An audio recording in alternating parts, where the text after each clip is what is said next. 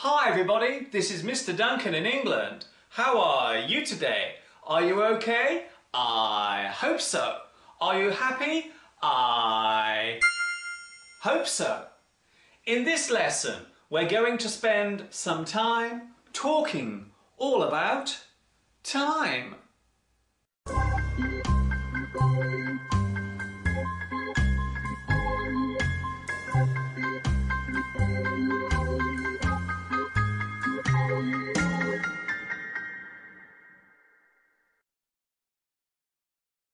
The easiest way to describe time would be to say that it runs in the form of a straight line. That is the reason why we often describe time as being linear. There are some pretty strict rules when it comes to our understanding of time. For example, time can only go forwards. Time cannot be slowed down. And time cannot be stopped. Luckily for us, we have a neat little system called stressing tense. This allows us to use words to show when something has happened, if it's happening now, or when it will happen. But how does this relate to learning English? I will tell you. In English grammar, we need to know when an event is happening, and we need to be able to show it clearly by what we say.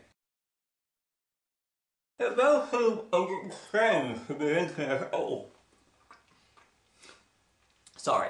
It may seem a little strange to be linking the subject of time with learning English, but in fact there is a very strong connection between the use of English and its relation to time. Needless to say, everything happens at a certain time, so it is important for us to be able to say when a certain event happened. We have three basic points to consider when talking about placing an event at a particular moment. We have the past, we have the present, and of course we have the future. It is also worth remembering that the only part of this that is moving forward is the present. The future always lies ahead, and the past is constantly trailing behind. However, the present is also constantly changing. It is a little bit like sitting in a moving car. The car represents now, and the road is time itself. So when speaking English, you will need to know how to express words to clearly show the point of time to which it relates. A very simple example would be did, doing, do. I did it in the past. I have done it already. I'm doing it in the present. I'm doing it now. I will do it in the future. I will do it later.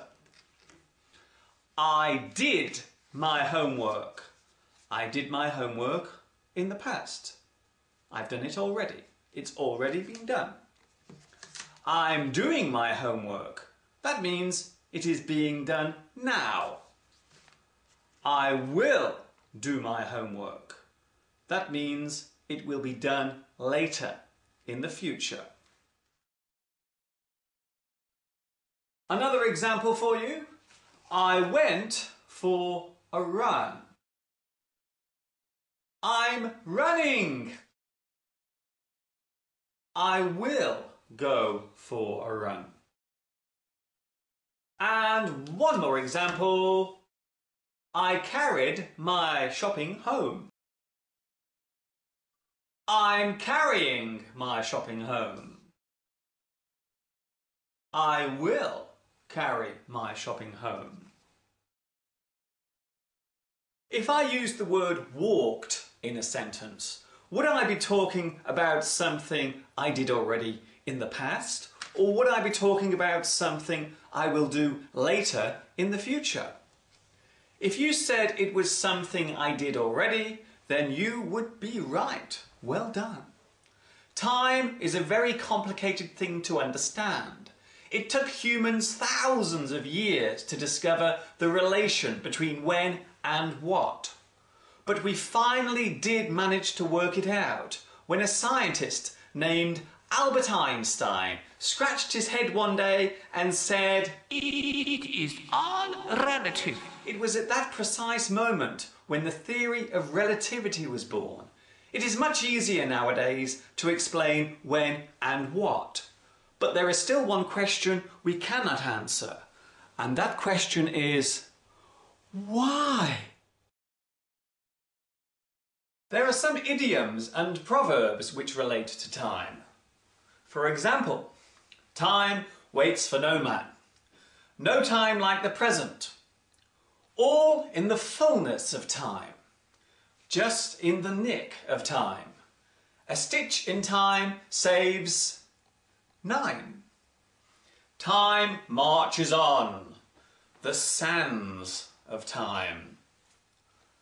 Well, it seems as if I have run out of time. I only have a few moments left. So I will wrap up here. This is Mr. Duncan in England saying thanks for your time and for watching. See you later, next time, hopefully soon.